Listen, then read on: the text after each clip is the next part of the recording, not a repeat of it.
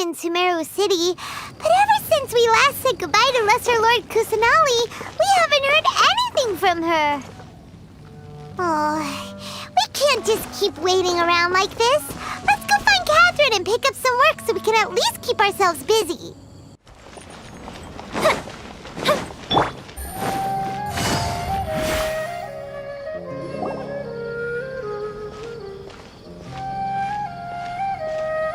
Ad Astra Avisask. We meet again, you two. Hi, Catherine. Do you have any commissions for us today? Commissions, huh? Let me think. Oh, how about this? Please attend the Academia's Academic Symposium this afternoon and recite a love poem on stage. Wait, say what now? And if possible, please also use your camera to capture the reaction of the audience upon finishing the poem. Huh? What kind of commission is that? I see. It appears that you're not interested in this commission.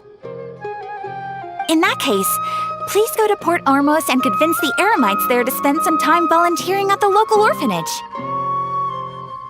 Hey, that's not any better.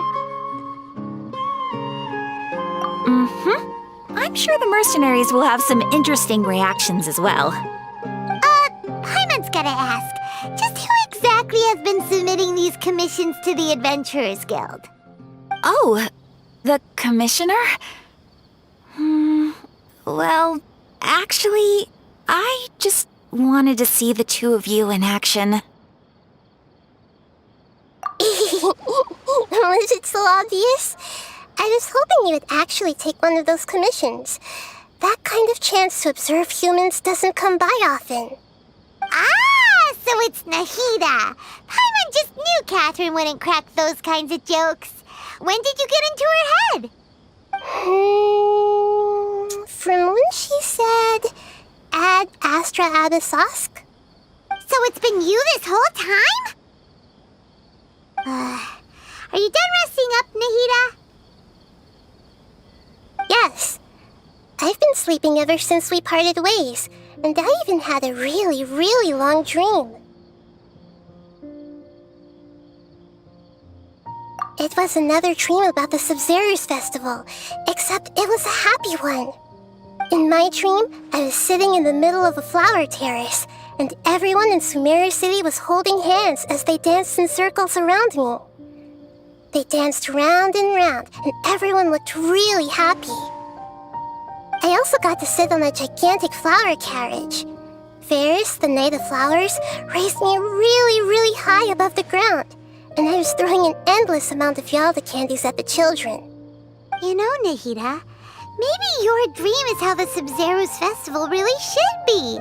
It's meant to be a joyous time where everyone gets together to celebrate your birthday. Huh?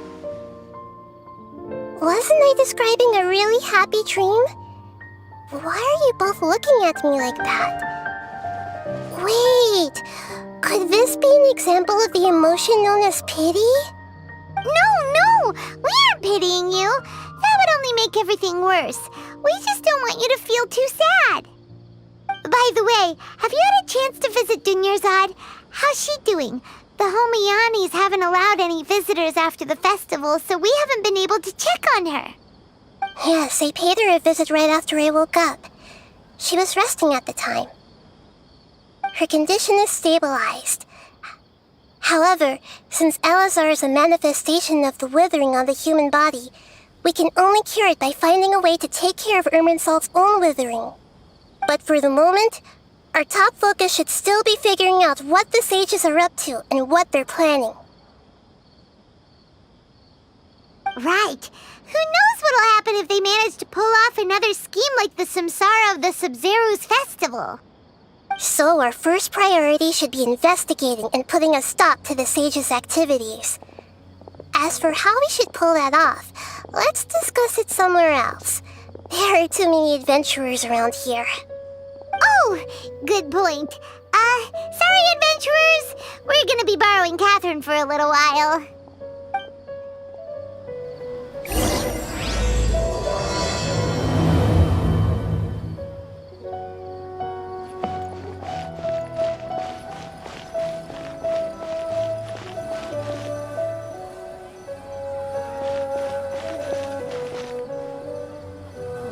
let's continue our chat here. Okay, so do you have any ideas on how we can investigate the sages, Nahida? Actually, I've already done a little bit of work on that. But for now, I want to hear your thoughts.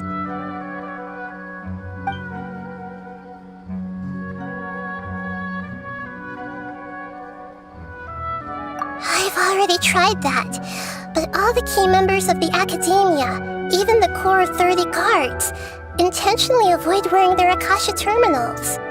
It seems that from the very beginning, they've been guarding against info leaks from the Akasha. Of course, it could also be because they're wary of me.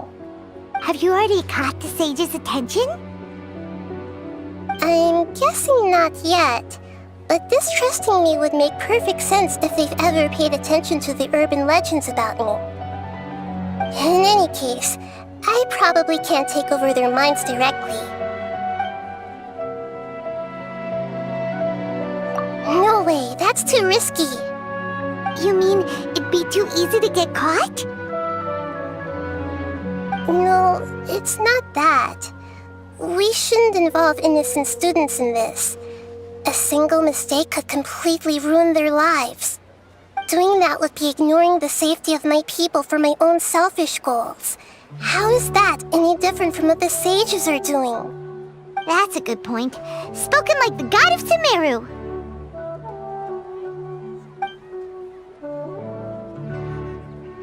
We're in the dark as of now. Since we still don't know anything about their goals, any rash move could tip them off and lead to terrible consequences. After all, every person in Sumeru City is one of their hostages.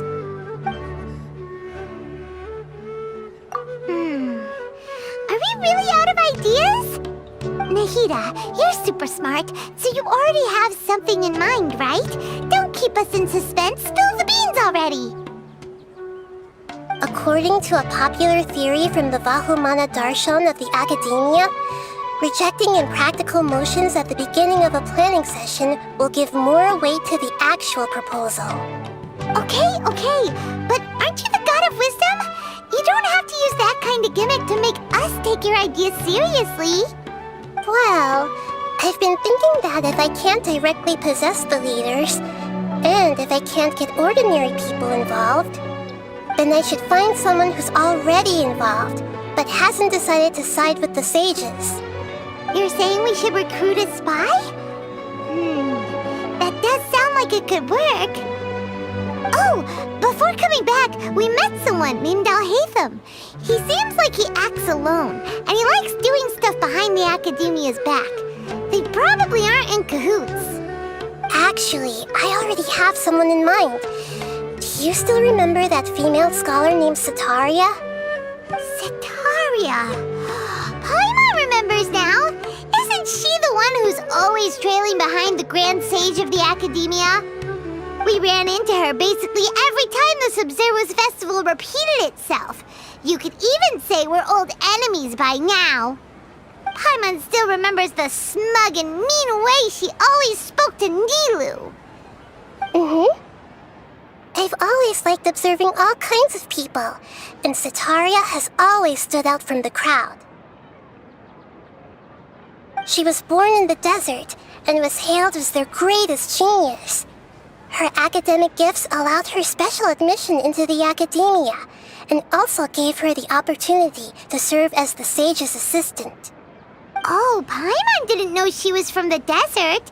She must be pretty special then. Paimon feels like most of the desert dwellers around the city are working as mercenaries. The name Sataria means star. When she lived in the desert, she shone like the brightest star in the night sky. Later on, she was chosen by the sun. The star was given a place in the daytime sky to complement the sun's dazzling light. Soon after, the star witnessed the sun scorching the earth, which brought forth many disasters. The star began to waver.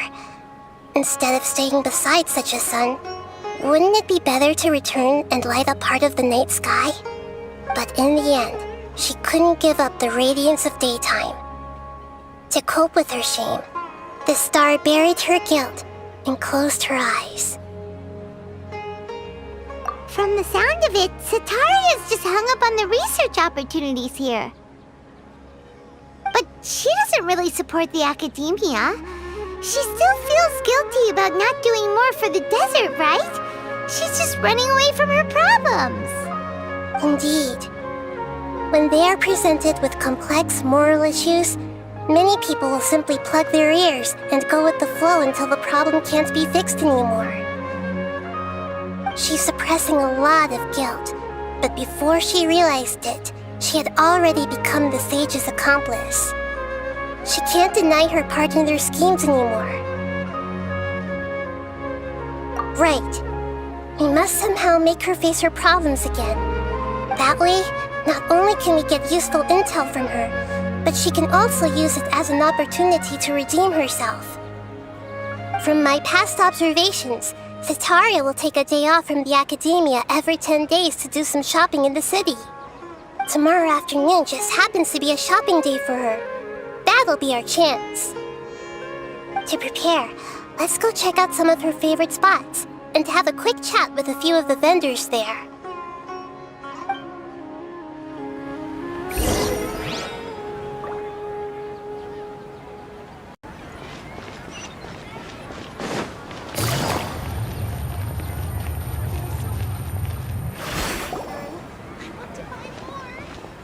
This should be Sataria's favorite fortune-telling spot. So should we ask the fortune teller about Sataria? No, I already have enough information on Sataria. The most important thing now is for you to pay attention to the vendor's talking style and key characteristics. Talking style and key characteristics? My poor lost lambs, have you become troubled over your fates? The divine voice of wisdom often echoes between mine ears. If thou be blessed today by the gods, I may be able to show you the way. Huh? Really? Nahida, you've been whispering things to her? Shh! My friend here has some doubts regarding his future. Can we get a fortune reading for him? Of course, of course. In that case...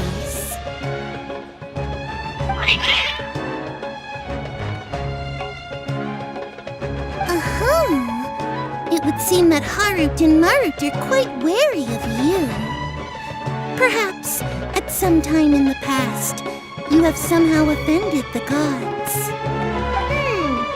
Only mocking the god of Animo, questioning the lord of Geo's financial savviness, and brawling with the god of Electro. Do those count? Oh, nothing. Go on, pick an aspect for her to divine.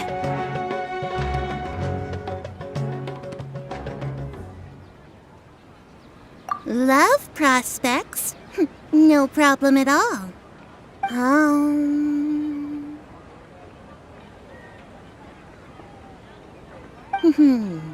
The gods have spoken. The truth shall be revealed. One who is fated to cross your path will appear on... Huh? So many people will fall for you. How could that be?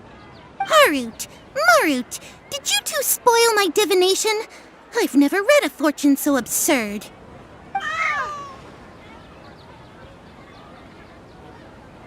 Actually, Paimon thinks this is probably the most accurate fortune-telling you've ever done. I admit that the orientation of today's celestial matrix is, suboptimal. As such, there will be no charge. Is that so? Well, that can't be helped. If you were to bring some food offerings for Harut and Marut on your next visit, perhaps they could help you reverse the wheels of fate.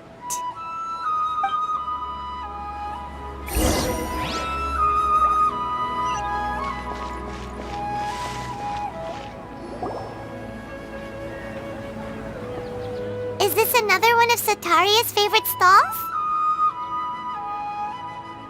Yep. It belongs to a king. His father helped Sataria a lot when she first moved to Samari City, so she still comes by whenever she has time. When I start talking with him, listen carefully to the details of our conversation. Ah, dear customers! Would you like to look at some pottery? We caught wind of your great craftsmanship, so we specifically came to take a look. Oh, I recognize you. Aren't you Miss Catherine from the Adventurers Guild?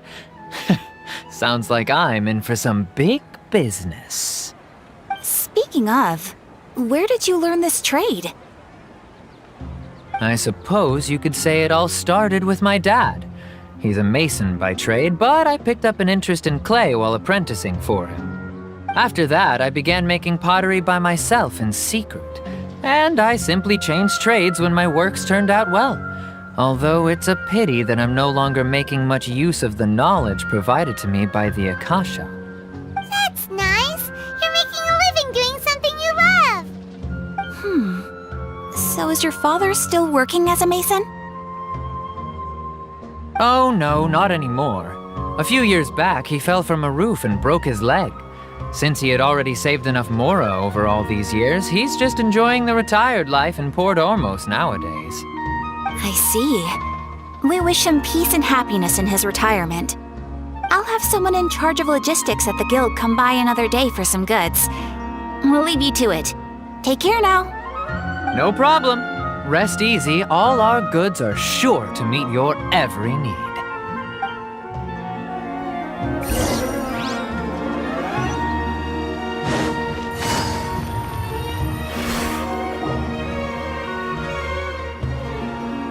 This should be our final stop.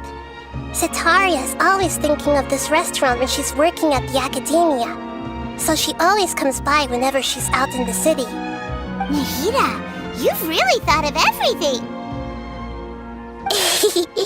It's my duty to protect Samari's citizens, after all. Hi there. I feel like I've seen you down by the docks before. Huh? Sorry, I don't quite remember. If I recall, you were having a discussion with someone about shipbuilding at the time. Ah, that's right! I've always been really interested in feats of marine engineering. After all, I grew up in Liyue Harbor and spent my entire childhood staring at the ships going in and out of the port. I came to Sumeru to study, but failed to make it into the academia due to my lack of talent.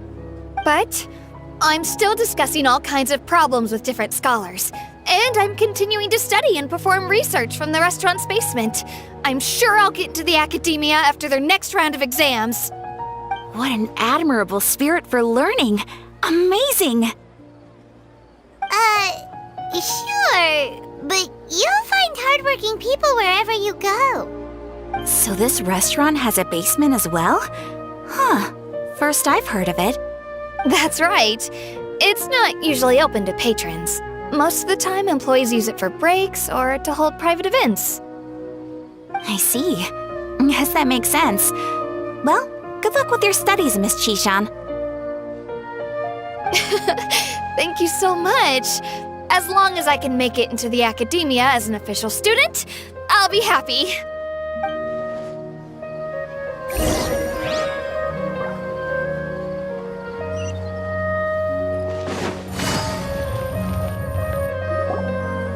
So, was that everybody? Mm-hmm. 3 familiar faces should be enough for Sataria. What's the point of all the information we've collected? Nahida, you still haven't told us how you're planning to make Sataria face her problems. Sataria is already used to avoiding her problems, so we must find a way to break through her usual sensibilities. I remember that you mentioned that the Eremites in Port Ormos are all making a fuss about the upcoming resurrection of the Scarlet King. Although it's all just a boatload of nonsense, the fate of her homeland may turn out to be Sataria's soft spot. Oh, Paimon gets it now! You want to take advantage of the guilt Sataria feels about her homeland. Although she knows she should return home to help the people of the desert, all she's done is conspire with the sages.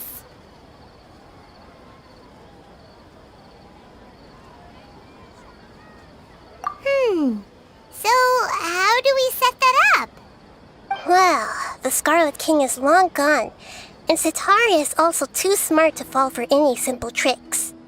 If we simply engaged her under the guise of the Scarlet King's believers, she would definitely be wary of us, and we may not get anywhere. But if we were to borrow some of her close acquaintances to talk with her, her reaction would probably be very different. So you mean you're going to possess those people we just talked to? Yep. Possess them through the Akasha. Imply that they've already converted to the faith of the Scarlet King, and then convey our made-up will of the Scarlet King. As long as everything goes smoothly, we'll get through to Sitaria for sure. She'll never guess that we had anything to do with it. So that's how you're going to use all the info we collected on these people. It's so that you won't slip up and break form.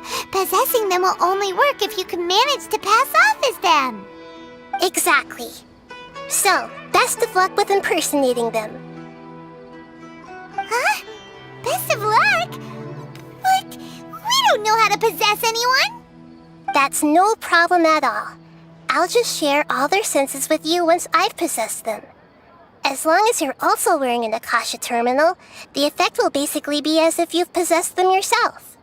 Huh. That is pretty convenient. But why does he have to do this? Can't you do it yourself? Although I've been observing humans for a while, I've never been good at imitating them.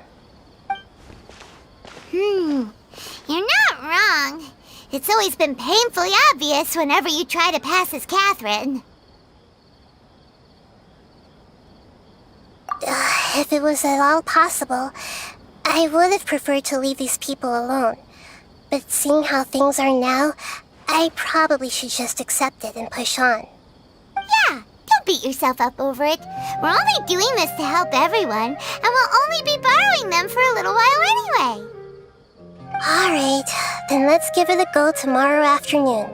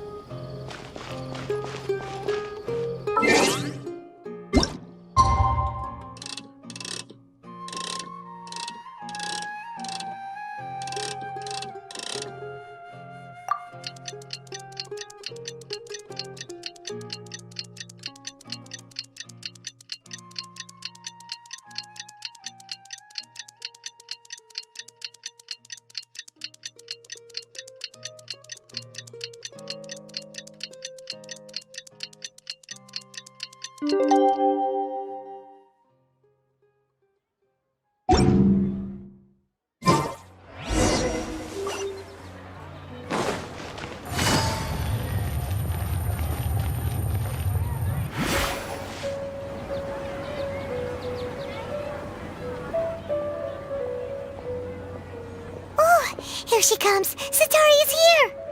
Let's quietly follow her. Once she starts talking to her acquaintances, we'll find a safe spot to begin possessing them. As for how we'll sway her to our side, I'll leave that to you. I trust you'll know what to say. Paimon's starting to feel kinda nervous. Okay, let's go. Looks like they've already started talking. Let's find a hiding spot and get started.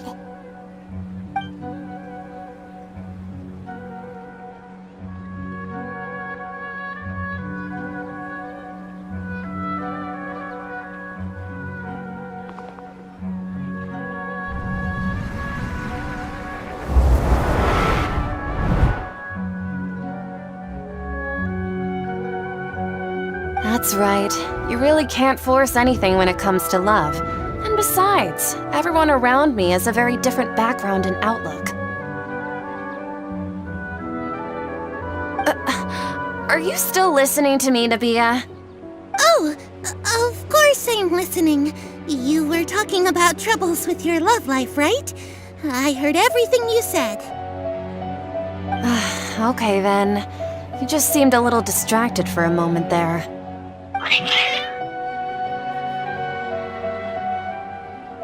Strange. Your cats seem pretty worked up. Is something wrong? I always thought they were quiet, happy kitties. Oh, what are their names again? Ah, that's right. They are just little darlings, aren't they? Harut and Marut. So, which fortune do you want me to read for you today?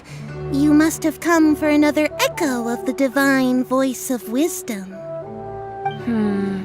I'd like to get another reading on my love prospects, but to be perfectly honest with you, I feel like I've been a real mess recently. A mess? Well, could you do a reading on how long it'll take me to finish my current project at work? I really just want to get it over with. I hear you. No problem at all.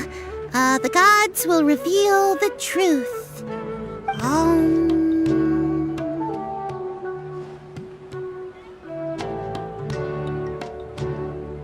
The gods are asking, Setaria, why haven't you gone home?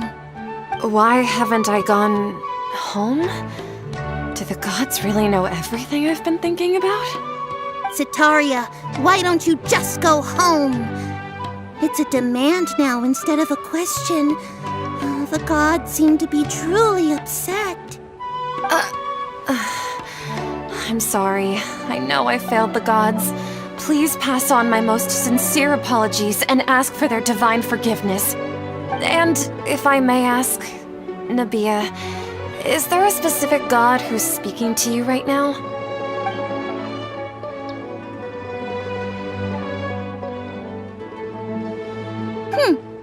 What an inconsiderate and naive question. The god who is speaking to me is, of course, the wisest and mightiest of all, the Scarlet King. The Scarlet King? No wonder he would make such a demand of me. Oh, wait a second. The Scarlet King passed away a long time ago.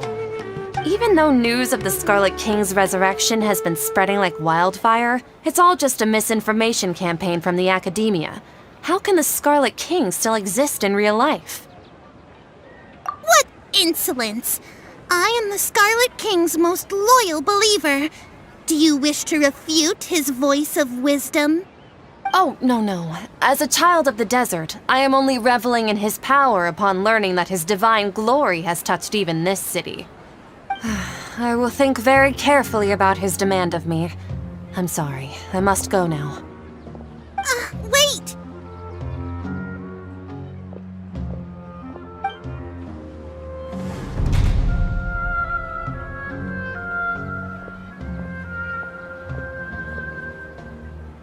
Oh, she just ran off in a hurry. She looked pretty upset, too. Well done. Setaria didn't seem to suspect anything amiss. To have something she's been trying desperately to avoid show up out of nowhere and berate her, that must have shaken her to the core. Aw, Nahida, it seems like you understand human emotions really well after all. All I know are some abstract Harava-taught theories. And in any case, my time with you has shown a lot of them to be utterly useless. I'm still trying to make sense of everything. Anyway, enough of that. Let's hurry and catch up to Setaria. He's out of games now, right on cue. Let's get ready to possess him right away!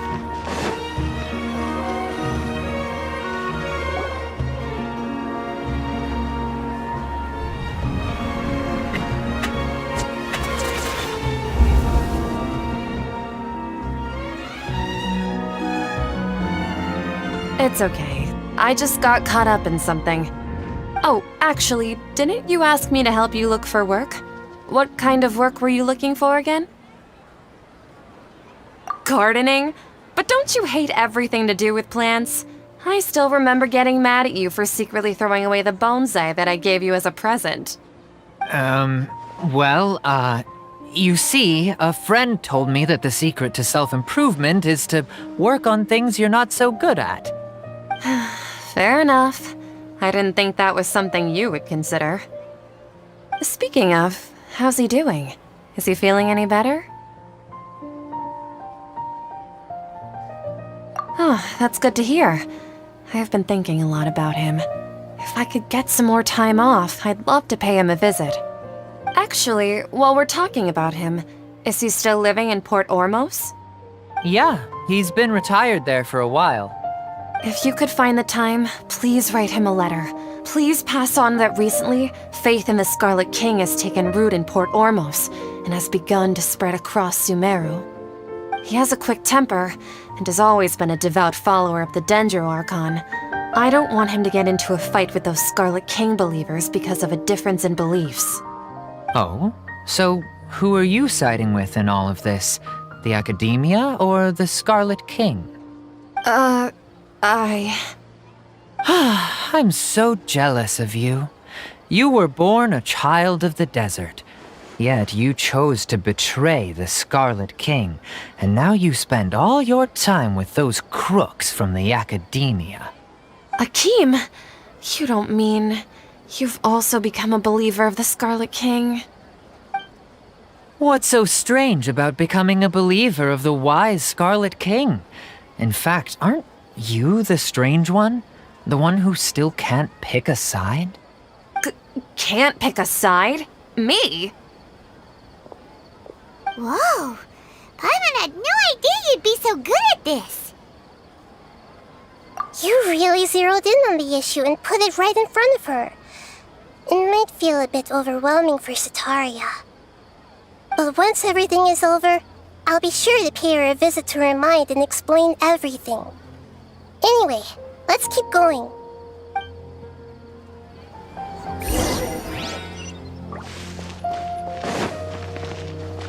Come on! Setaria's already started talking.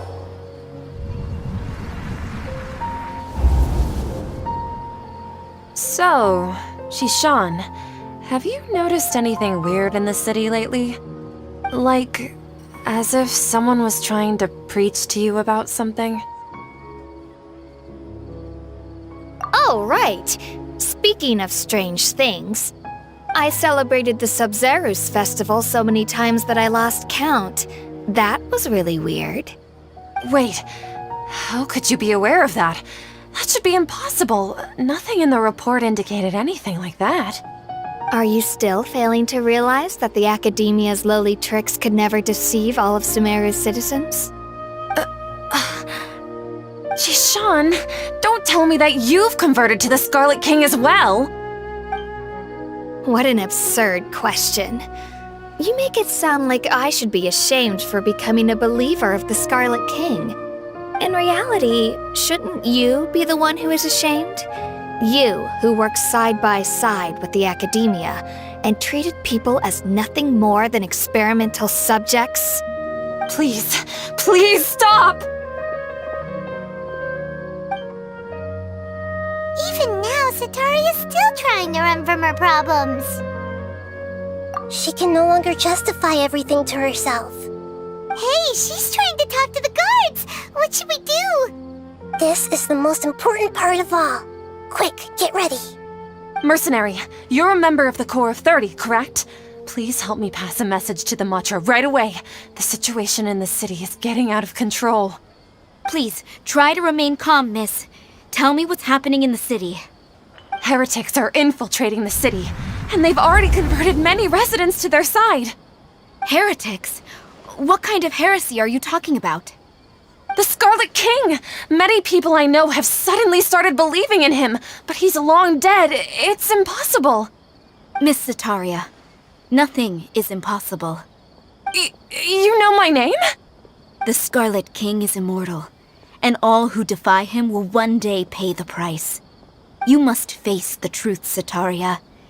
You tread a treacherous path, and the longer you ignore it, the tighter the Academia's grasp on you will become, and the deeper you will be ensnared. Child of the Scarlet King, never forget that the desert that belongs to you lies elsewhere.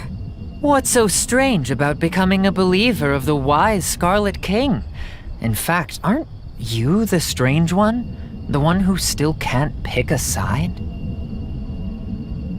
What an absurd question.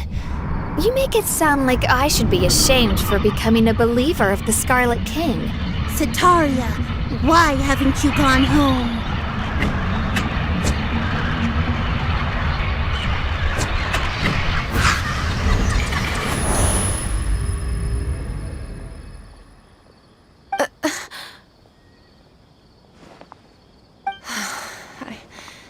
It seems that no matter where I run, I only keep finding more believers of the Scarlet King. I have to say, this is a familiar feeling. I've also been running from my guilt this whole time. Guilt over my part in the Sage's plans, and from ignoring the letters from the children of my homeland. But no matter how much I may try to ignore or get rid of it, my guilt always comes back. You won't necessarily lose your research opportunities by facing the truth. Besides, did you really want to conduct your research while carrying such heavy feelings of guilt? How do you know me so well? Are you truly just a believer of the Scarlet King? Or are you the god himself? That's not important. The important thing is to pass judgment on the academia and its sages, and to correct their mistakes. If you could provide some assistance in this matter, perhaps it could serve as a form of atonement. I've actually never believed in the gods, but I've always believed in serendipity. Your appearance must be a fated opportunity for me to get out of this wretched situation. Please tell me, what can I do for you? How much do you know about the sage's current activities? I was just one of the designers for the massed dream harvest scheme, which is what happened around the Sabzeruz festival. But I know very little about the full scope of the overall project. I'd assume that only staff with the highest clearance would have access to those confidential documents. I've just been working to meet the Grand Sage's specified requirements. However, there's something that's been really bothering me. I heard that a scholar who was previously expelled has returned to the city, and even the sages are still quite wary of him.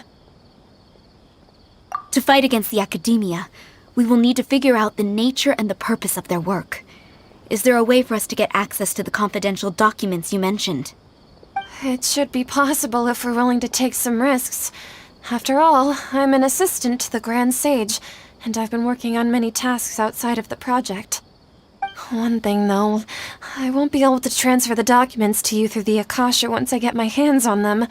The sages have always closely monitored all activities within the Akasha. Let me see. Let's use the most primitive method. Send someone to pick up the documents tomorrow evening at the Academia entrance. The academia entrance.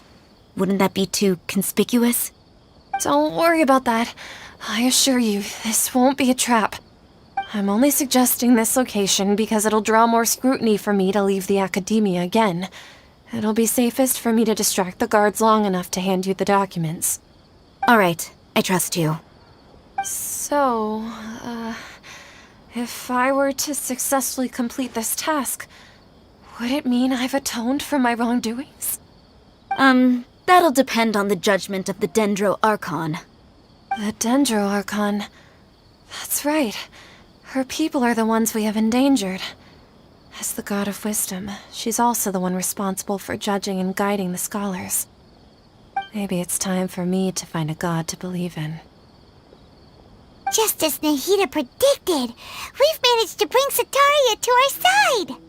The Traveler's execution was ingenious. He's the one who deserves all the praise. Well, now that we've made plans to meet again tomorrow evening, all we can do is pray for Sataria's mission to go off without a hitch. Pray? But if we're going to pray to the gods, aren't we just praying to you? God of wisdom and guardian of the scholars? No. The truth is the true guardian of scholars. I've always believed that. Anyway, let's meet again tomorrow evening at the Adventurers Guild.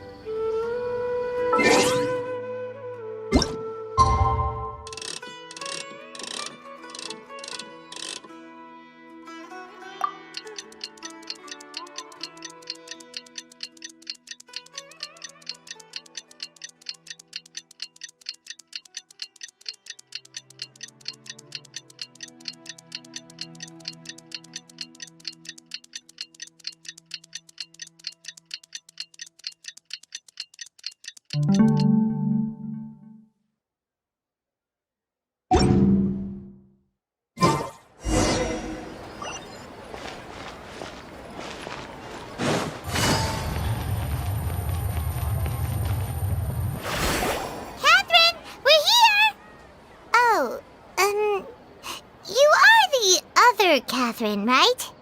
That's right. I suppose I'm the other Catherine in your mind. Shh! We're on a secret mission tonight, so we need to protect Catherine's identity. Yep, Paimon's right.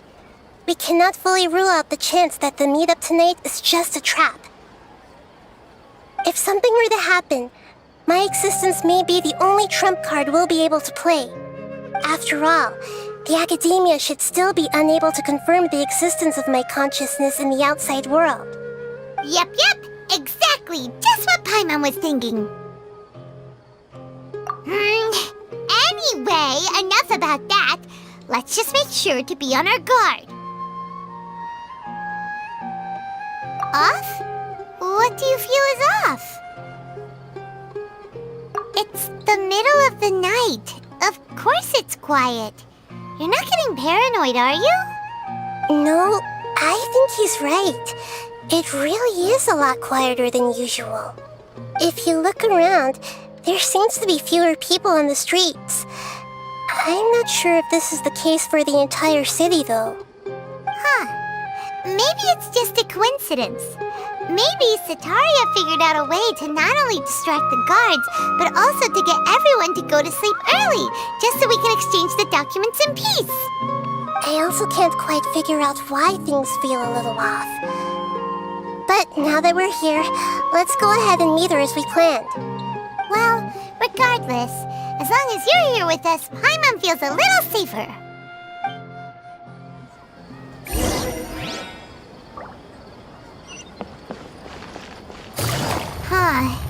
There really aren't many people out right now. Let's hope it'll be this quiet in front of the Academia, and that Sataria managed to distract all the guards.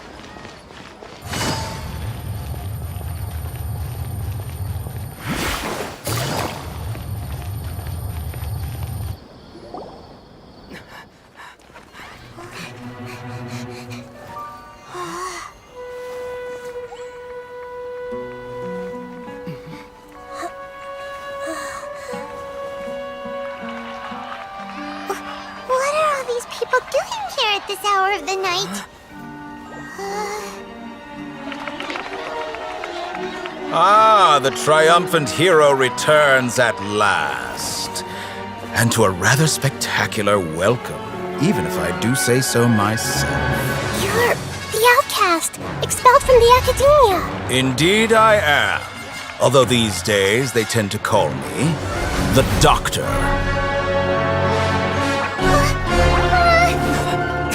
If you're looking for your researcher friend, she has already been taken into confinement. With some basic caution, she could have discovered the listening device on her person. Clearly, she lacks the degree of rigor expected of a true scholar.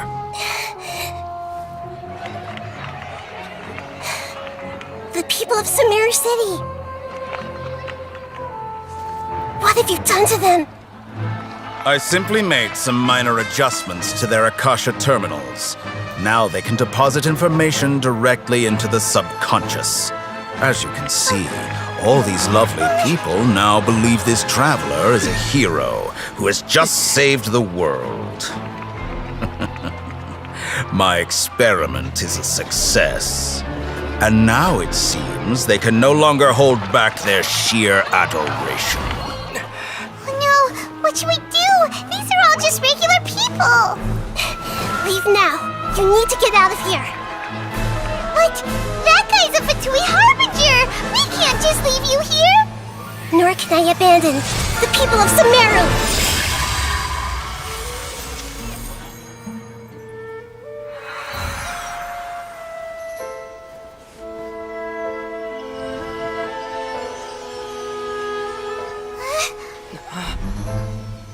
Don't worry. We'll meet again outside of the city.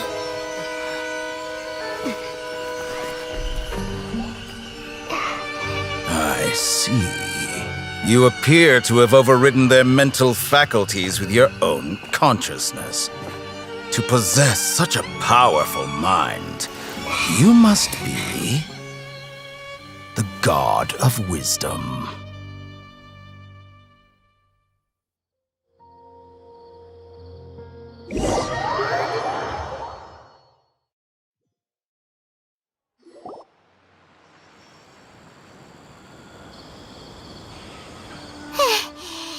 should be far enough. Whew. Paimon needs to catch her breath first. Is Nahida going to be okay? We only made it out because of her. Paimon wasn't counting on running into a new Harbinger here, let alone such a high-ranking one. That guy was number 2. So scary. He called himself the Doctor. Remember, Tainari told us about him. Sataria did say that someone who once got expelled from the Academia came back recently. And that even the sages are wary of him. Yep, sounds like she must have been talking about the Doctor. Yeah, now that the Doctor's in the picture, we're no longer just dealing with the Academia. They're in cahoots with the Fatui. But what are the Fatui after this time? Another Gnosis? Yeah, things would be a lot easier with Nahida's help. Nahida said we'll meet again outside of the city. But we can't just keep waiting around, right? You mean... Oh, right! Wasn't he invited by the sages to work on some project when we were staying with him in the Vidia Forest? That has to be the same project. Even though he turned it down at the time, he might still know something. There's no time to lose. Let's go to Gandharvaville.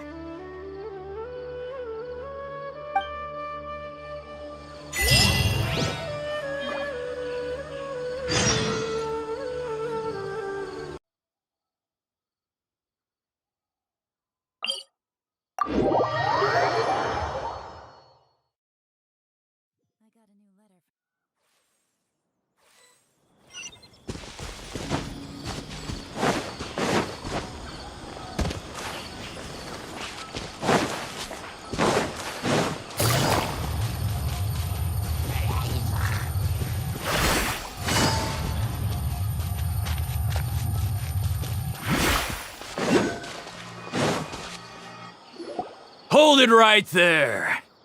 A blonde-haired traveler and a floating fairy. We've got you, all right.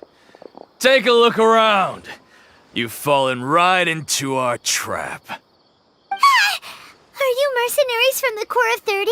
Did you come here to arrest us? Corps of 30? We're nothing like those government lapdogs who don't even get scraps for their work. We are an elite brigade that commands the highest commission rate in all of Sumeru. We're here on the orders of a client known only as the Outcast. The Outcast? An outcast from the Academia? But why wouldn't the Doctor just send the Fatui after us? Still wasting time on idle chit-chat.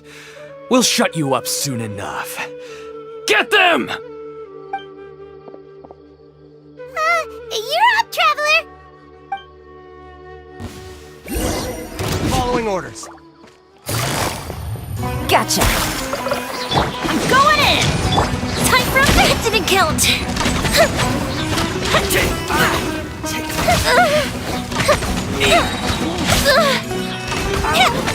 That's close enough. New Game's up. Fun's over.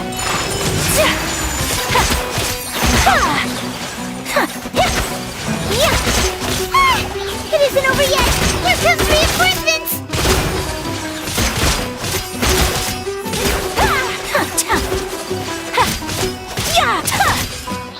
My apologies. That was pretty rough. Is that what elite mercenaries are like? Yeah, looks like we'll have to keep our guards up. But this doctor guy seems like a pretty tough opponent. He knew exactly where to set up an ambush. Did he predict that we would try to find Tainari? Going up against smart people is tough. Anyway, let's keep going.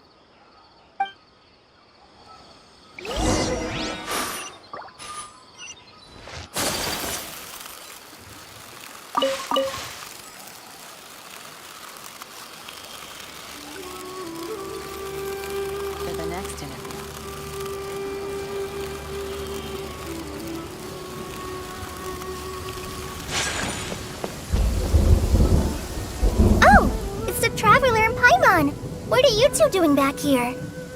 Kale! It's nice to see you again! Are you doing alright? To be honest, I'm not doing too well. My Elazar has been progressing at a faster rate lately. I'm finding it harder to complete more intricate tasks. As a result, Master Tainari is taking me off the patrol schedule. He will only allow me to stay here and coordinate other people's tasks. Oh, Kale! Speaking of Tainari, did he go off on patrol? We're here to talk to him! Oh, Master Tainari?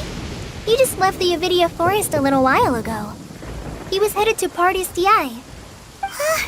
He left? But isn't Tainari always saying that he never wants to leave the Avidia Forest? He even turned down the Sage's invitation. I thought it was weird too. Master Tainari always prioritizes his work as a forest watcher above everything. He almost never leaves his post. He left in a hurry this time, though. No, I only found out that he left through a message he left behind. He also made sure to delegate all his tasks using a schedule. To leave in such a hurry? I'd guess he had something urgent to take care of. Master Tainari originally studied in the Amorta Darshan of the Academia, and Partis DI is something like the Amorta's research base. Many rare shrubs and grasses have been planted there for research. I know that before he became a forest watcher, Master Tainari once spent a long time conducting research at Partis DI. A research base, huh? Gotta wonder what kind of research Tainari just decided to work on all of a sudden. Oh, we don't have a lot of time, so let's go look for him at Party's DI.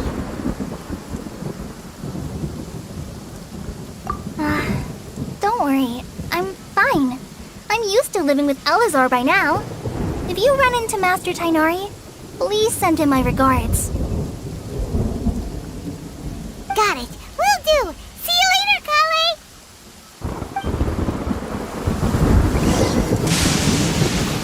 I had already made up my mind, to be honest with you, so I didn't try to hide my current condition. Don't worry about me. I'll be fine.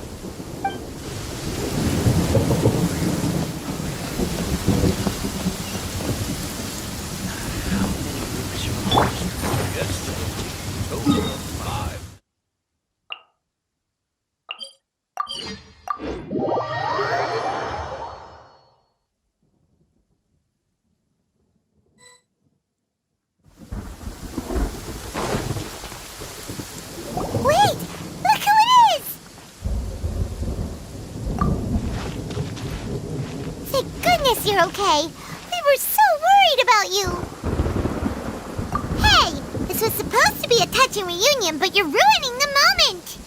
Actually, it's very smart of the Traveler to be wary of me right now. After all, the Doctor has shown that his technology can apparently even control human minds. Plus, it's not like you could have known what happened after we split up and I was facing the Doctor by myself. Even a pool of stagnant water after a torrential storm can occasionally pass as a patch of sky. Paimon feels like only the real Nahida could come up with such an obscure analogy. Huh? But I wasn't trying to win your trust or anything. All I wanted was to clarify my point. Well, we understand that point now. Please, Nahida, tell us more about what happened. Are those poor people all right? When you left, I was still in the middle of restoring everyone's minds. Thankfully, when the Doctor mentioned depositing information into the subconscious, he didn't mean engraving information into their minds. Instead, he did something closer to creating hallucinations. That was still within my power to fix. Luckily, I managed to finish my restorations and mind jump away from him just as he was about to capture me. Whew. What a relief. The Doctor sure pulled out some hidden cards, but good thing we had Nahida with us. I wouldn't be relieved just yet. I gave away my true identity when I restored everyone's minds, which means we've lost another one of our trump cards. Also, the Doctor is already an expert at modifying Akasha terminals. Maybe it's only a matter of time until he captures my consciousness inside the Akasha. Would that mean you'd no longer be able to jump between minds? Then how do we stop him? He's still at the Academia, so it's possible he already started messing with the Akasha. Ugh, it feels like he's toying with us. What a nasty piece of work. Plus, the Doctor's combat ability alone is apparently enough to make him worthy of being number 2 of the Fatui. We shouldn't give up hope just yet. Let's try to find another way to attack this problem. Actually, Nahida, how did you know we were trying to get to Party's DI? Have you been waiting for us? Yes, I have. I can see the Traveler's elemental energy, so I deduced your destination by looking at the direction you were moving in. You didn't come here for sightseeing, right? Did you find any leads? We're looking for a scholar we know. His name is Tainari, and the sages once tried to reach out to him. Why don't you come inside with us and see what we can find? Okay, let's just hope we won't get him into trouble.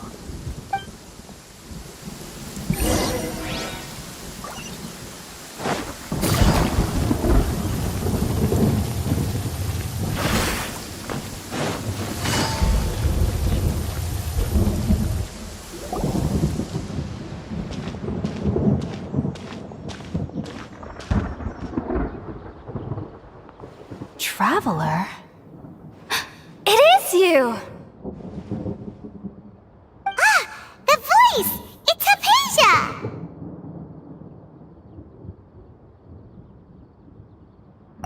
What a pleasant surprise!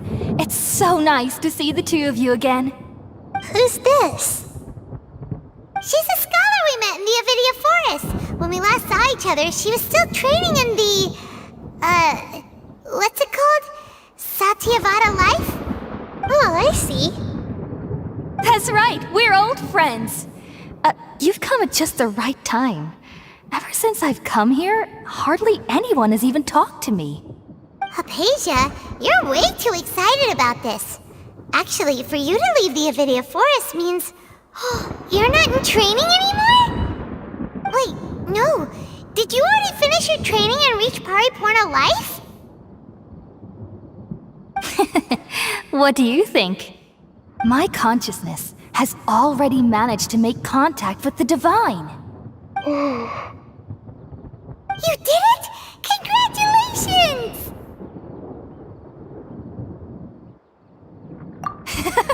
It's so exhilarating to share this sublime joy with others at long last! When my consciousness made contact with the gods, what a supreme and unparalleled experience that was! That sounds incredible!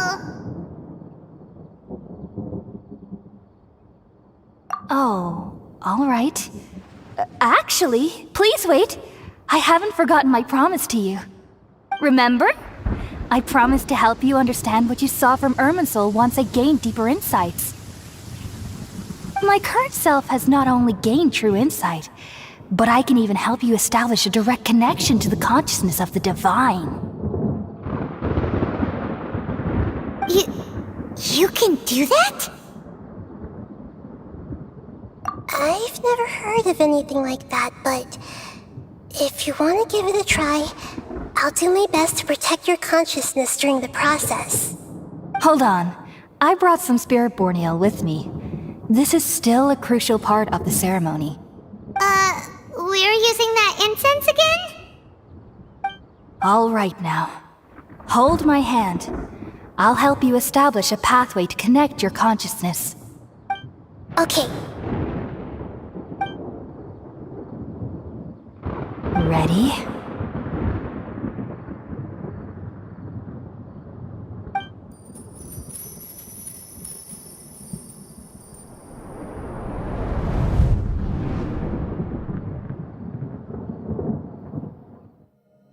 It took 3 betrayals for me to finally understand.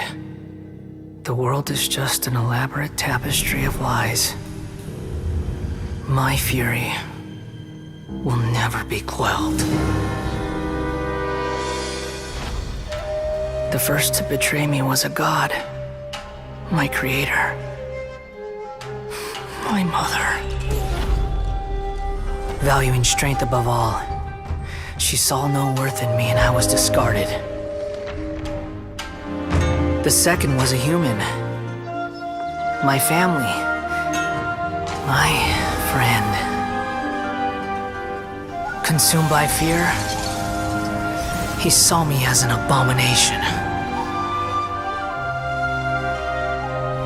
The third was one exactly like me. A hope for the future. A fledgling barely out of the nest. Powerless before his mortality, he broke his promise to me.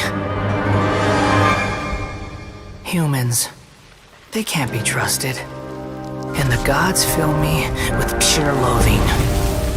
So I said good riddance. I denounce the world and laugh in its face. My chest will never again be defiled by worldly filth. I will scrub away every last trace of human emotion.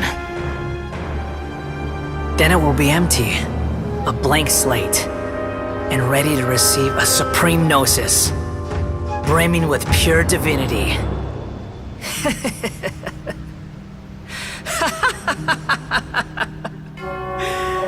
There is no need to fear. The pain will be brief. Your era is coming to an end.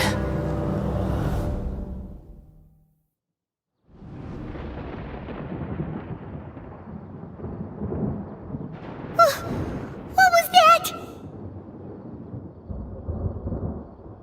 Did we actually just see the Balladeer's memories? Everything matches what we know about him. But how is he connected to the divine consciousness that Hypatia was talking about? You saw it, right? You felt it, right? Such a majestic god! Such a noble will! Such sublime emotion! Alas, shame. If only that which beats within my chest wasn't a filthy mortal heart. Oh, great and merciful God! Please grant me forgiveness and salvation! Do you understand now? I'm afraid this is no periporno life, but rather... Ah! You! Why are you so mean to me? Why is everyone hiding from me? I found divine wisdom. Shouldn't I receive praise and honor?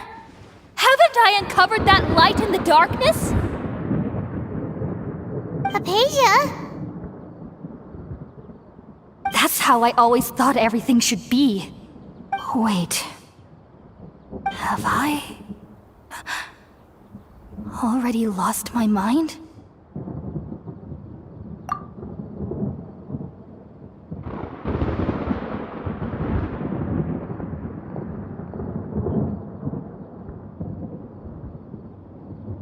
Wait, something isn't right!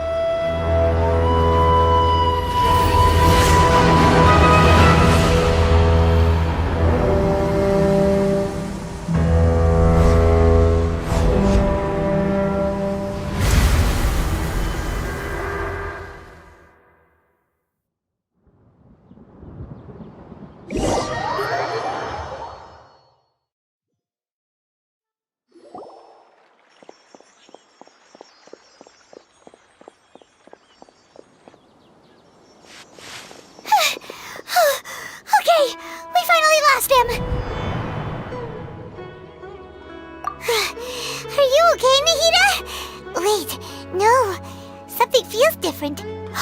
You're back! Oh, the Traveler's back? Nahida was controlling your body for a while.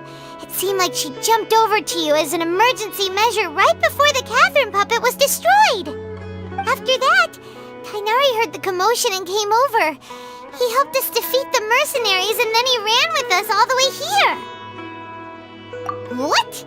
You swapped places? You mean your consciousness also went into Nahida's body? Wait, then where is Nahida's consciousness? Where is she now? I never imagined that an individual's consciousness could be transferred around like this. Had I not seen it with my own eyes, I would have never believed it. I don't think this can be achieved with current human technology. Also, while we were running, the consciousness in your body told me to pass on a message. She said, "The doctor has found a way to trap my consciousness, so I can't journey with you anymore. But even in a moonless night, a shower of starlight can still drown out illusions and lies." Oh no! Nahida's trapped in the sanctuary of Surasthana for good this time. Was that message all she left for us? It's pretty vague. Oh, that makes sense. Since the doctor captured her, she won't be able to say anything without him knowing. She's being extra careful. Even in a moonless night, a shower of starlight can still drown out illusions and lies. Huh.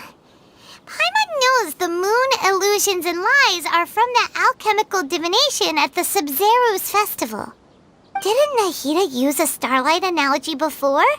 It had something to do with Sataria. Oh, that makes a lot of sense. Huh. Do you think Nahida was telling us to go find help in the desert? But she isn't with us anymore. Think we'll be okay? Paimon, you said Sanctuary of Surasthana. Does this mean that this Nahida you're talking about, the consciousness who is occupying the Traveler's body, is the Dendro Archon? Your guess is correct, but the situation's a bit complicated, so it's really hard for us to explain right now. That's all right. A scholar's curiosity doesn't need to be appeased right away. As for the complicated nature of the situation, safe to say I have witnessed that for myself. I've spent some time with you, and it looks like the Dendro Archon's also on your side, so I trust you. Thank you, Tainari. Oh, actually, we came here to ask you a question. What do you know about the project that the sages have been working on? Ah, that. While I was indeed invited to join that project, the sages were always secretive about its scope and goals, so I eventually declined. All I know is that that project has something to do with the restoration of Irminsul. Huh? Did you see something when you were in Nahida's body? What?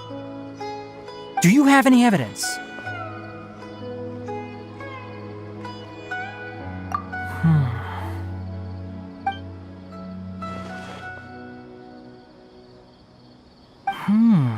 So that's what happened. That explains why Hypatia's symptoms were different from those of the other scholars who went mad. It's because she made contact with the consciousness of a new god who is still in the process of being born. Tainari, did you leave the Avidia Forest because of Hypatia?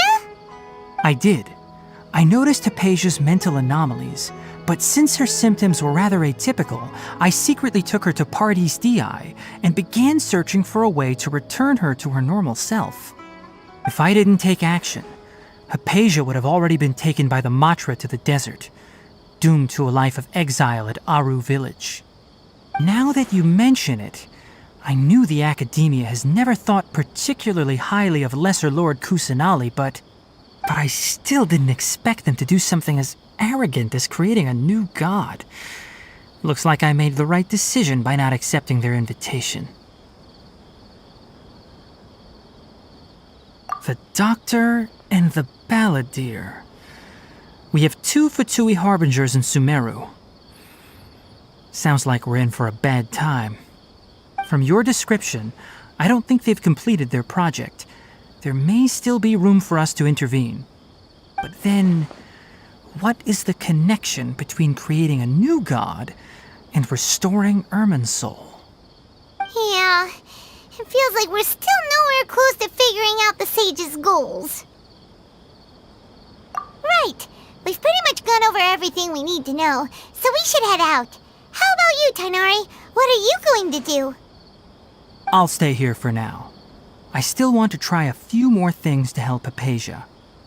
If you're planning to go into the desert, start by heading for Caravan Rabat. That'll be your fastest route. Come find me here if there's anything else I can do to help. May the spirit of wisdom go with you. Thanks, Tighnari. Hopefully Hypatia will feel better soon. We're off then.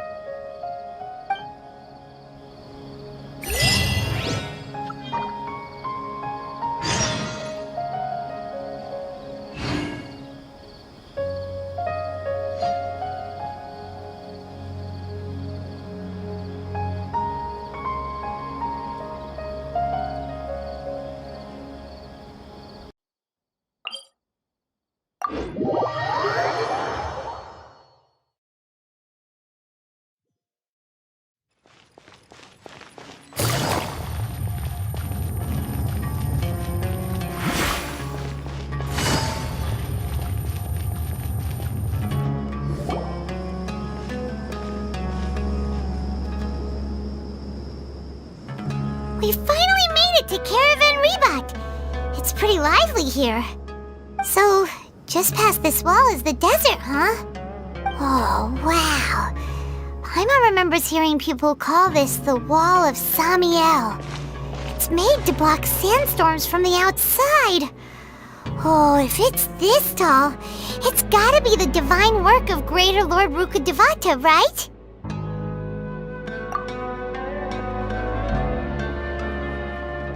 Enough gawking. Come on, follow me. Huh? Over here.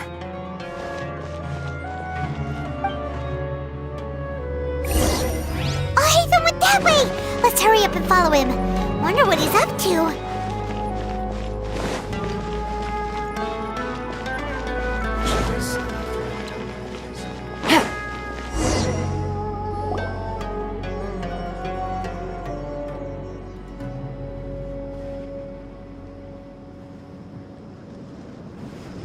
What the...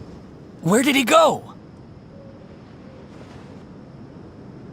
How did we lose him?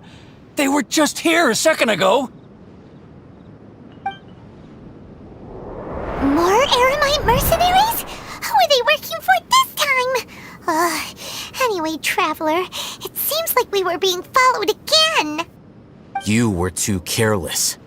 You should have noticed those hopeless amateurs trailing you a long time ago.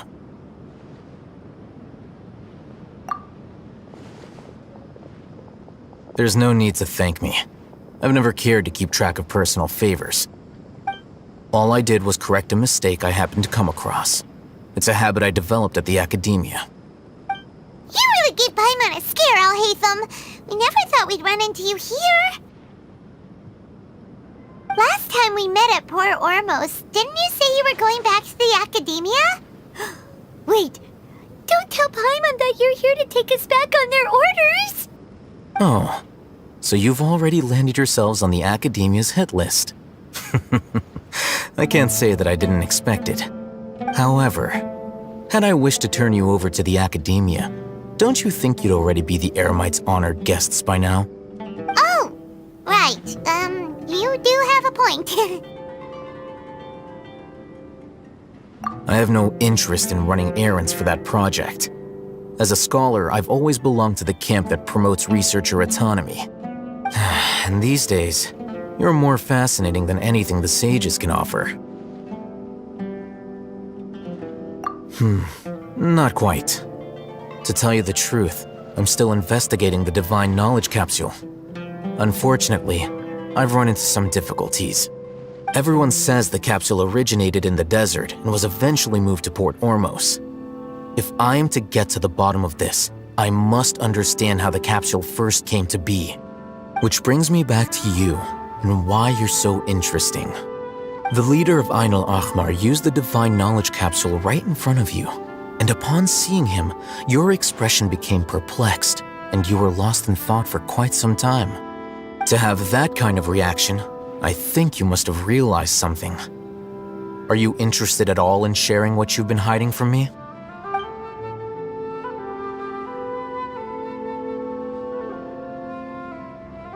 Al-Haytham, you really have a ridiculous eye for detail. What kind of person even notices or remembers stuff like that? So that's your answer. Well, I do work for the Academia after all. So considering that, it is indeed wise to keep your cards close to your chest. But that does prove you do have some undisclosed information about the Divine Knowledge Capsule. Am I right? No matter.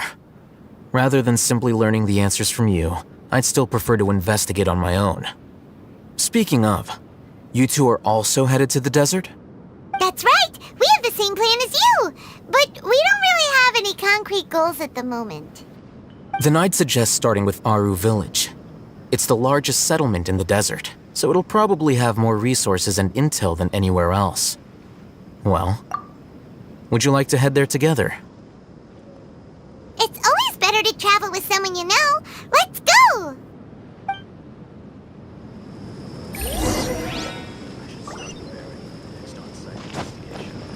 Take it easy.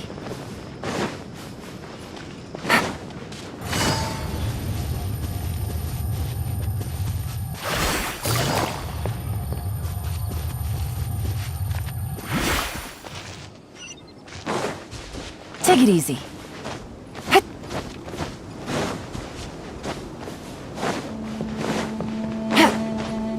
Take it easy.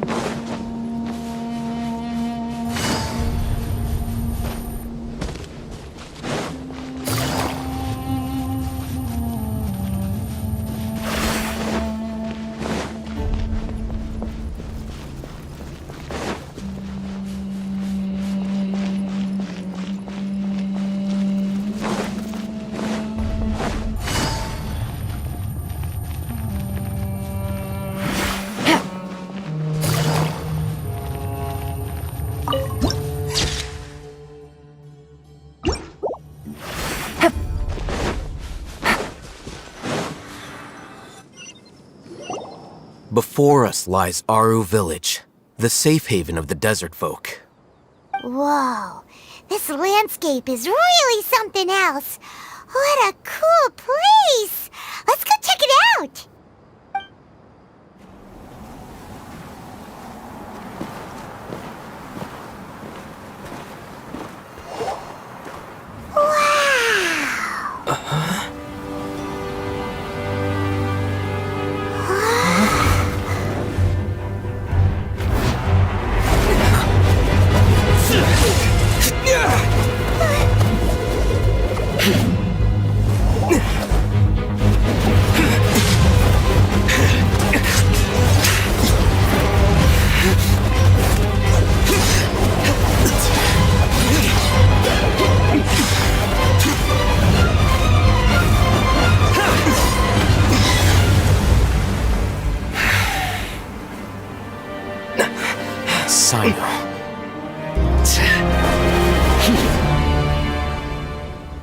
Unless my memory fails me, we have barely spoken 2 words to each other before now at the Academia.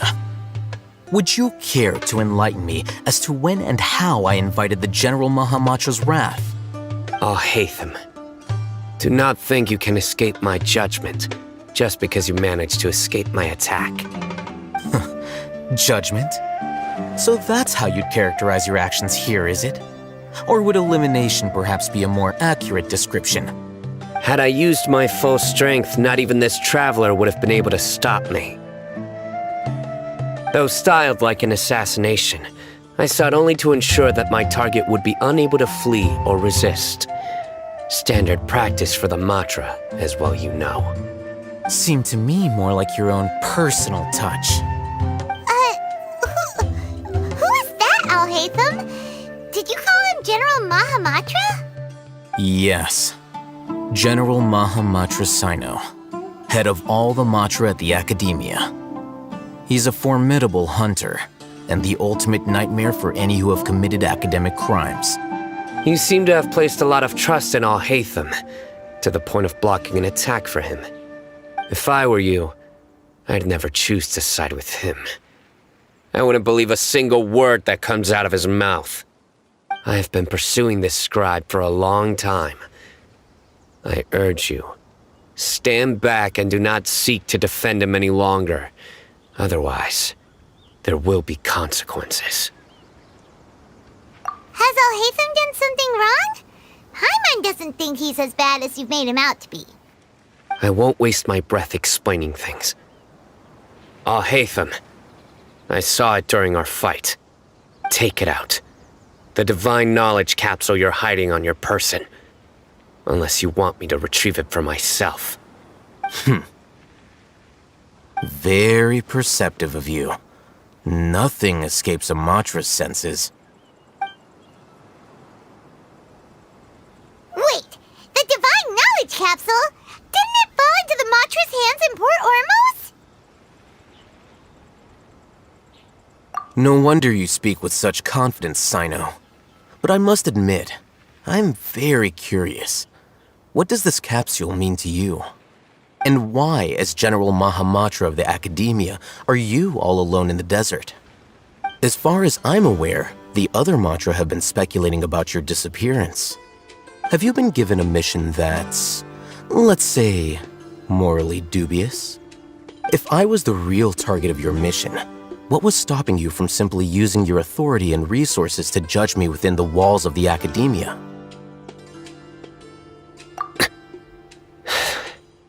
I should have known you'd be difficult to deal with. You two? Ugh! What should we do, Traveler? Paimon feels like we can't trust either of them. Ahem. Well, look at you two, acting all tough and self-righteous over there. Wait, Dia?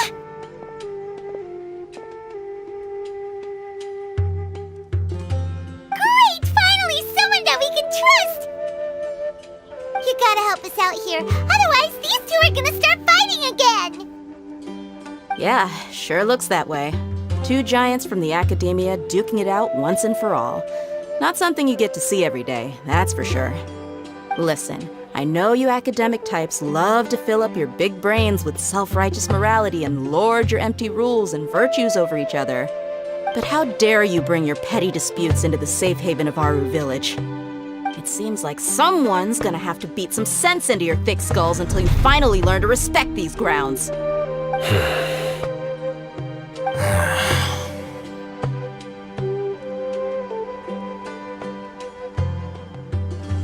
Hey, did either of you hear a word I just said?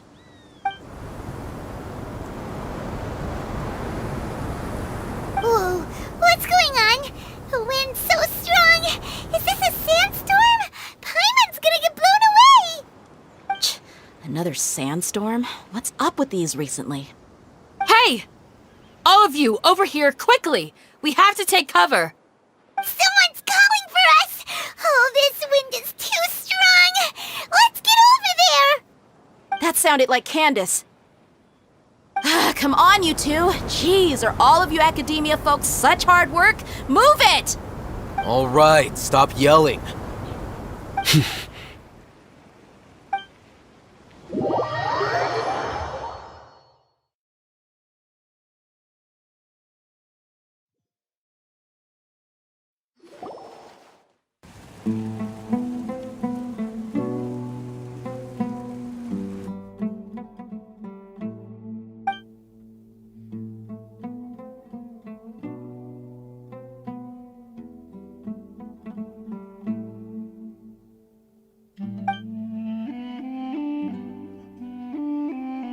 Well, this is pretty awkward. Hey, wanna play sardines with three people who wanna tear each other limb from limb? Sure, why not? Sounds fun. The air is so thick and heavy. Paimon can hardly keep floating anymore. My sincere apologies, everyone. This is the home of our village chief. I will have to ask you to make do with this small room until the sandstorm dies down. Please, let me introduce myself. I am Candace, protector of Aru Village. Our savior has come at last! Nice to meet you, Candace. The name's Paimon. Thank you so much for helping us. There's no need to thank me. It's only right to help each other when the weather gets rough. Wow, she's so gentle and caring, like a nice older sister. Unlike those guys over there. All right, now that we're all better acquainted, we should return to the topic at hand. As a guardian charged with the responsibility to protect my fellow villagers from harm, I was observing your conflict from afar, even before the sandstorm started. And now that you have set foot within Aru Village itself, it is all the more my responsibility to make absolutely sure that you pose no threat whatsoever to us. So please, have an honest and sincere conversation with one another, and put your hostile feelings to rest. If anyone dares to start anything again while they are under this roof, I will not hesitate to send them out for some quality time with the creatures of the sandstorm. Oh, on second thought, Paimon may have misjudged Candace's character. And that goes for you too, Miss Dia. Do I make myself clear? All right, we got it, Candace. That's what I like to hear. So, which of you will begin? I was supposed to be a mediator, but I might have gotten a little too involved just now. Anyway, one of those two should probably start talking. Wait, that was you trying to be a mediator? I have nothing to hide, so there's no shame in explaining myself. While Al-Haytham wasn't wrong about the other Matra not knowing my whereabouts, it's not because I've been assigned a morally dubious mission. Rather, I've chosen to exile myself. Huh? Exile yourself? A little while ago, I discovered that there was data missing in the Academia's project planning and development files. What little they did report clearly did not match the project's actual progress. As General Mahamatra, I had the responsibility and authority to request an audit. However, to my surprise, the person responsible for the erroneous data was none other than Grand Sage Azar himself. I tried to investigate the issue myself before submitting a formal audit request, but I soon found that all leads and potential pieces of incriminating evidence were carefully concealed from me. I began to realize that they were cautious of me from the very beginning. Unsurprisingly, the Grand Sage rejected my audit request as soon as the submission reached his desk. He even said to me, "The power of the General Mahamatra is granted by the sages. You have no right to judge us." So they really are up to no good. I realized then that to the Grand Sage, the Matra are nothing more than tools for the sages to assert and maintain their control over knowledge. The vows that we took, the principles that we strive to uphold, they are meaningless to the academia of today. I believed it would be wise to flee the academia before the sages had a chance to take action against me. This way, they can no longer see nor predict my actions.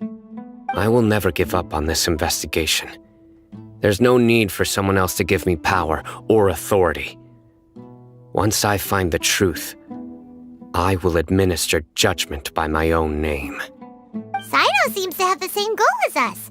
We're all investigating the sages. Plus, now that he's no longer the General Mahamatra, he somehow feels a lot less scary.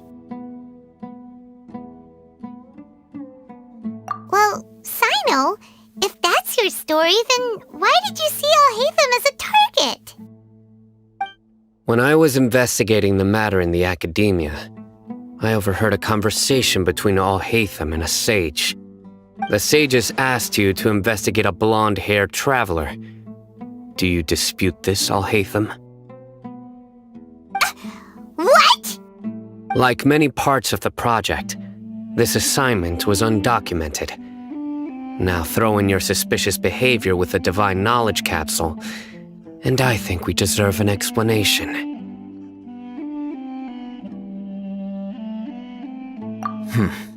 Yes. I was indeed tasked with investigating the Traveler. I'll hate them! After all, the promised reward was so great that hardly any scholar could have refused. The sage told me, once you've completed this assignment, I can give you a glimpse of divine knowledge. A most enticing offer. Unfortunately, those academics don't know me at all. Their words contained one key piece of information, namely that divine knowledge indeed exists. That gave me all I needed to know. From my perspective, the sages are far from trustworthy. Think about it. Isn't it a little strange they're so willing to share divine knowledge with anyone, even as a reward? So, I began my own investigation following the lead of the Divine Knowledge Capsule. In the end, I realized my wisdom in committing to this rather than collaborating with the sages. Had I been less guarded, I probably would have ended up like that Ain al-Ahmar mercenary, incapable of remaining sane for long enough to hold a conversation. You mean that the sages originally planned to dispose of you, using one of those capsules that drive people insane? I'd already given up on the assignment by then. I only told the Academia I was waiting in Port Ormos for you to appear so they wouldn't suspect anything. So it came as quite a surprise when I encountered my erstwhile target while investigating the Divine Knowledge Capsule. Criminals do love to talk about coincidences. Even though I ran into the Traveler by chance, I had no intention of providing assistance to the Academia. Also, you should remember, you were the ones who decided to follow me and strike up a conversation after I left that tavern. That's true. Al-Haytham helped us out at Caravan Rebat as well. Maybe he's telling the truth. I'm willing to apologize if that's worth anything to you. I took the Divine Knowledge Capsule behind your back because I judged its existence to be a significant risk. I felt that it would be best for no one to interact with it before it had been properly studied. After all, curiosity often proves to be the most dangerous thing in this land. You should be well aware, Scribe Al-Haytham, that curiosity can also lead you to danger and suspicion. Answer me this. Did the sages share any information about their project with you? Have I not made myself clear? You and I are both distrusted by the Academia. Do you really think they would tell me anything? Fine. Although you haven't completely proven your innocence, I won't regard you as an enemy, for now. As you wish. Good. I'm glad to see you two clearing up your misunderstandings. And now you, Dia. I believe it's your turn. Oh, sorry. Whatever the boys were talking about must have been so boring that I spaced out. My situation is pretty straightforward. My employer, Dunyarzad of the Homayani family, is friends with the Traveler and is currently recovering from her illness at home. I had nothing going on, so I decided to return to Aru village for a visit. I was actually looking forward to a pretty exciting time getting back together with everyone here. But then I saw these two random guys in the middle of a pointless argument. It ticked me off, and things went downhill from there. Is that all? Well, I will admit that definitely sounds like your style. In that case, welcome back, Dia. That's more like it. I missed you all so much, Candace.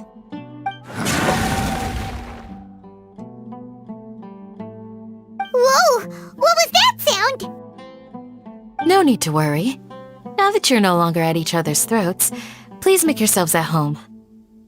I'll take a quick trip outside to clear out some of those creatures in the sandstorm. Creatures? In the sandstorm? Are you sure you don't want some backup? Fighting in a sandstorm is not for the faint-hearted.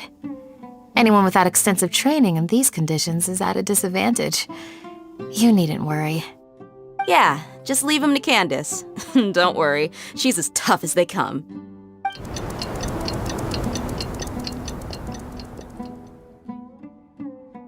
The wind's died down. That means the sandstorm's over, right? Candace still isn't back yet, though. Is she alright? Maybe we should go out and check on her. When you put it that way, even I'm starting to feel a little worried. All right, let's go. We've been here long enough, and the boys are as chatty as the floor.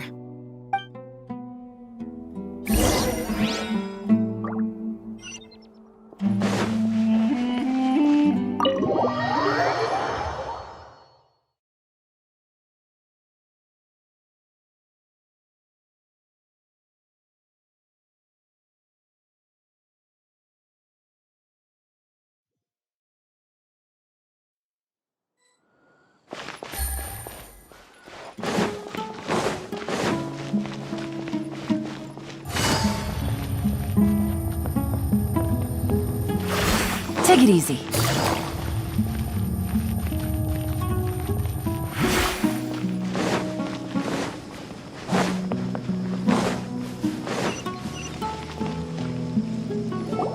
Ooh, Candace, you're still fighting? You've been out here dealing with these creatures the entire time? Yes. They just keep coming in waves. I've lost count of how many I've defeated. Before I realized it, even the sandstorm had stopped. Ah! Here comes another wave! Leave this round to us. I got interrupted earlier, but now I have something to take my anger out on. It's been quite a while since I've seen the flame mane in action. I'll leave these to you then. I'll be sure to put on a good show. Let's go!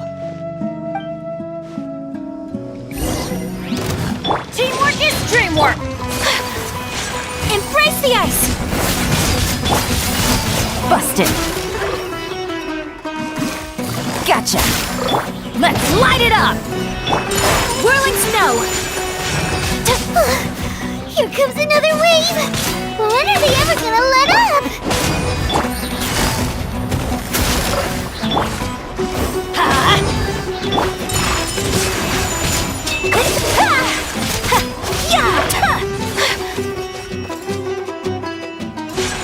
Gotcha!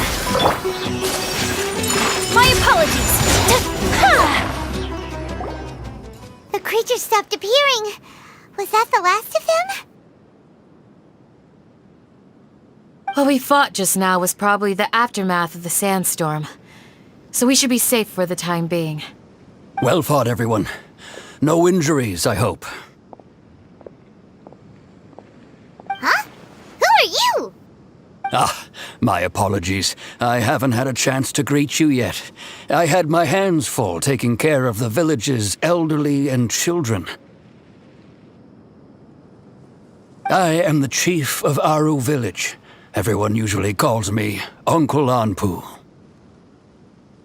Sir, I am also originally from the desert, but I have not been back for some time now. May I ask if such sandstorms are common? I can't say they've always been common, but recently the storms have become increasingly severe and frequent. Besides sandstorms, we also occasionally get earthquakes. According to an investigator who stayed in the village a while ago, these unusual natural phenomena are related to the withering of Irminsul. Another effect of Irminsul's withering. So, Irminsul's withering causes withering zones in the forest, and sandstorms and earthquakes here in the desert? Everything in the natural world is inextricably connected to Irminsul.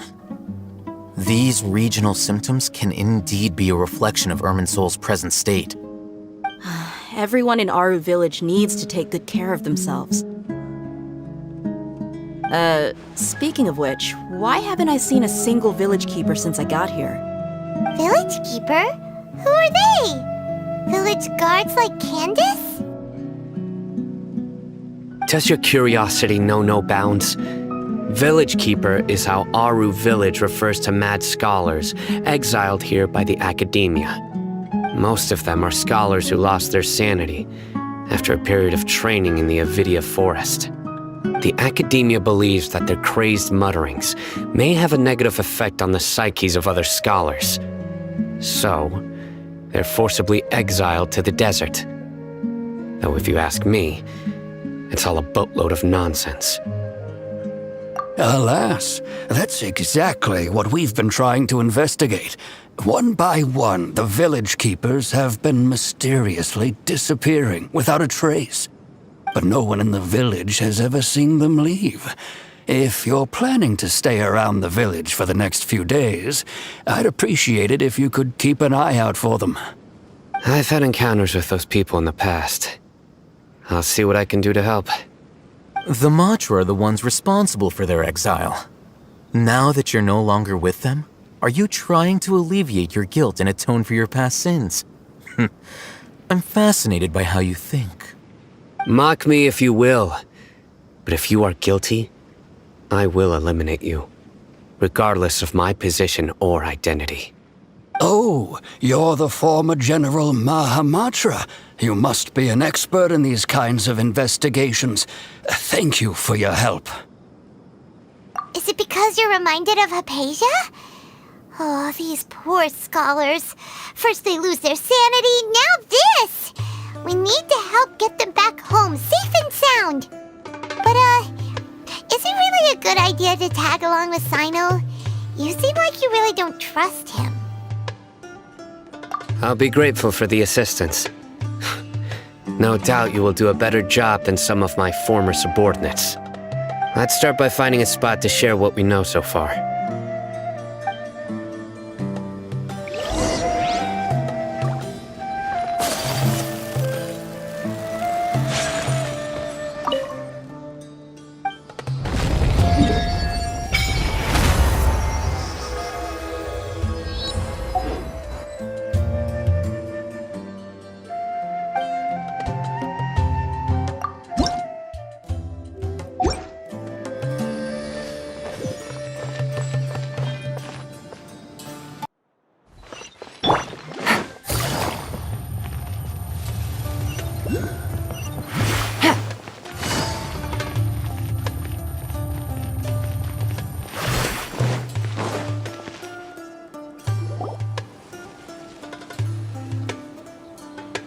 Although I've sent myself into exile, I'm still doing essentially the same things as before.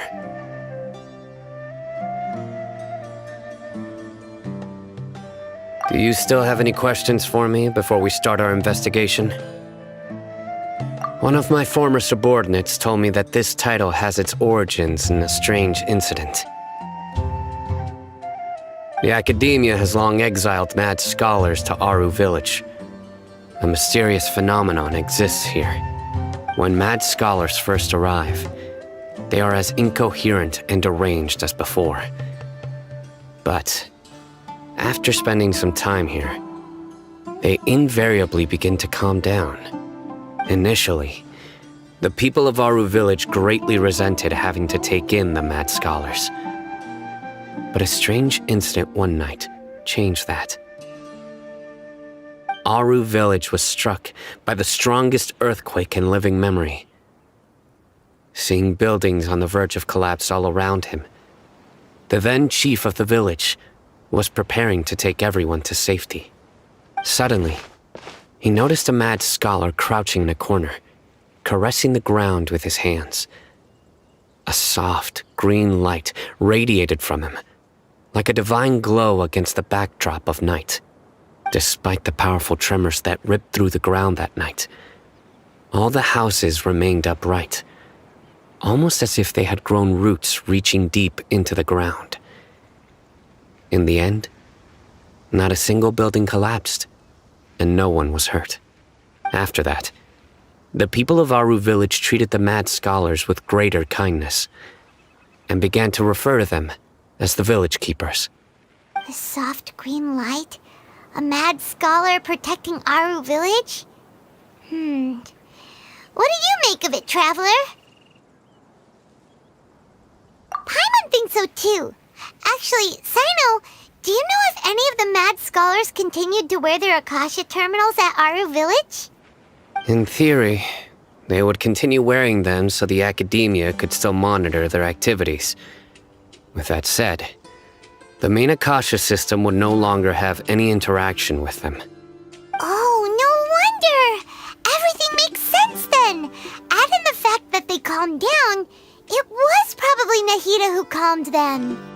If you are able to draw a conclusion from this one story alone, then it appears you possess much more information than I do. So, what do you make of the story? Really?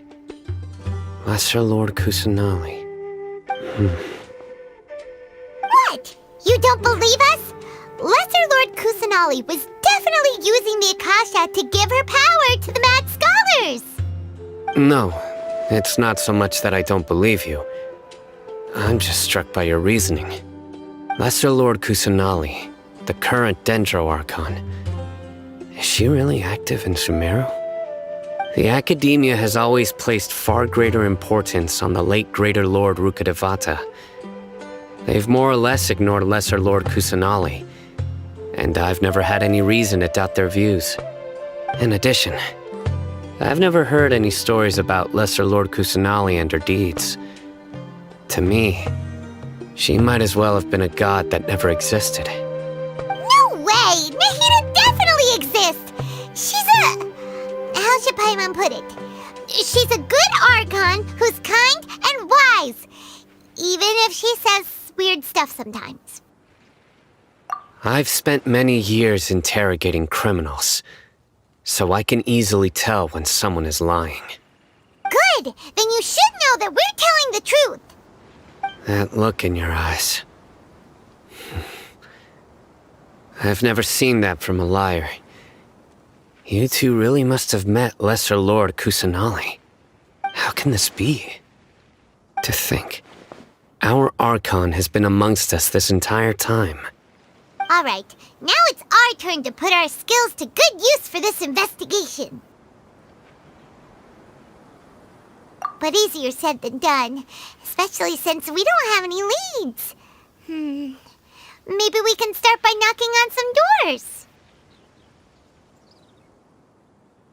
Excuse me, are you here to help me find my grandpa? Huh? Who are you?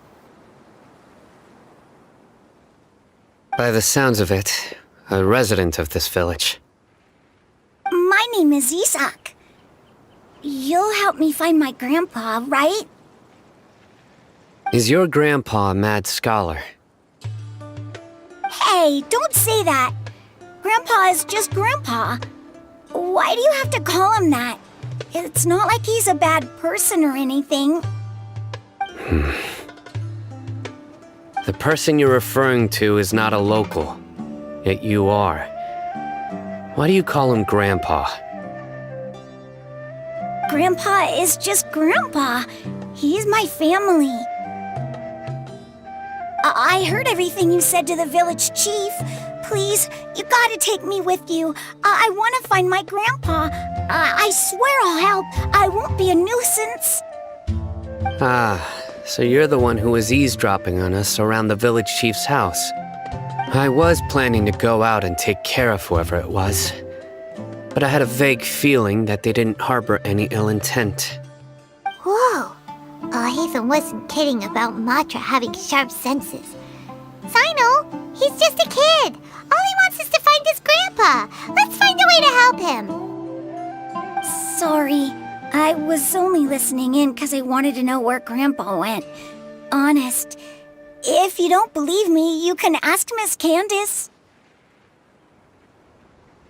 All right.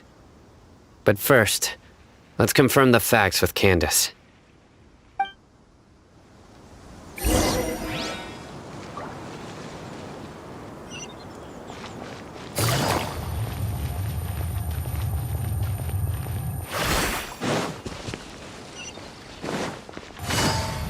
I suppose wisdom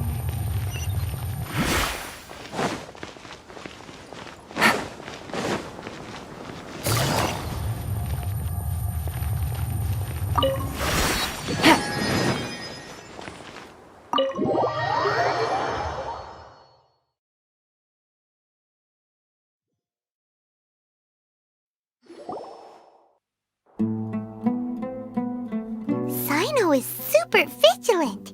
Is this what all the Matra are like? Ah, you're back already. We just wanted to confirm something with you.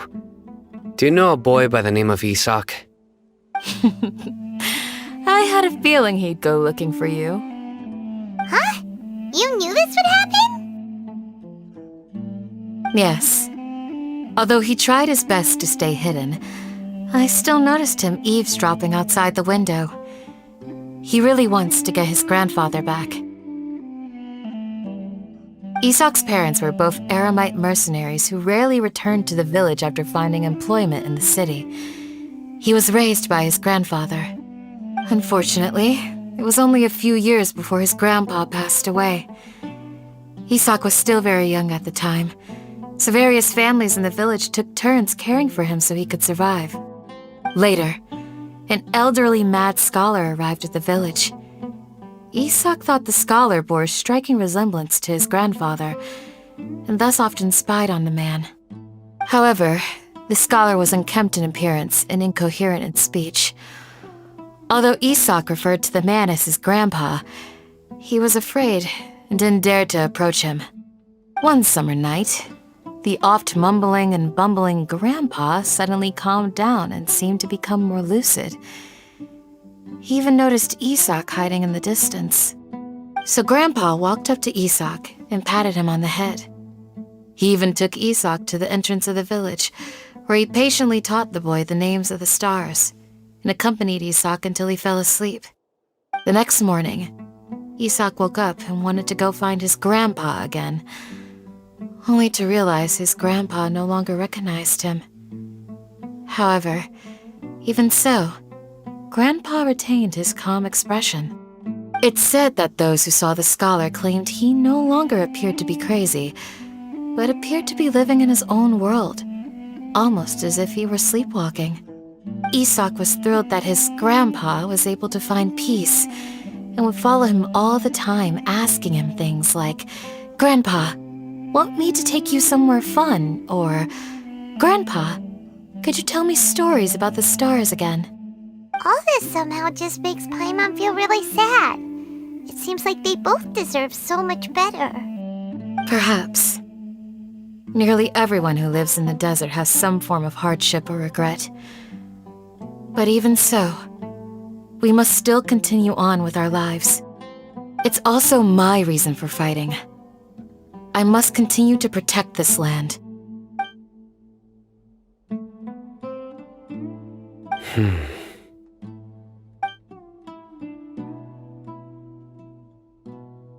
Maybe the people have always had a considerate god watching over them. Huh? What did you say, Sino? No, nothing. As long as Isak keeps his word and doesn't get in our way, we can take him along. Perhaps you are more compassionate than I gave you credit for. Please accept my thanks on Isak's behalf, Sino.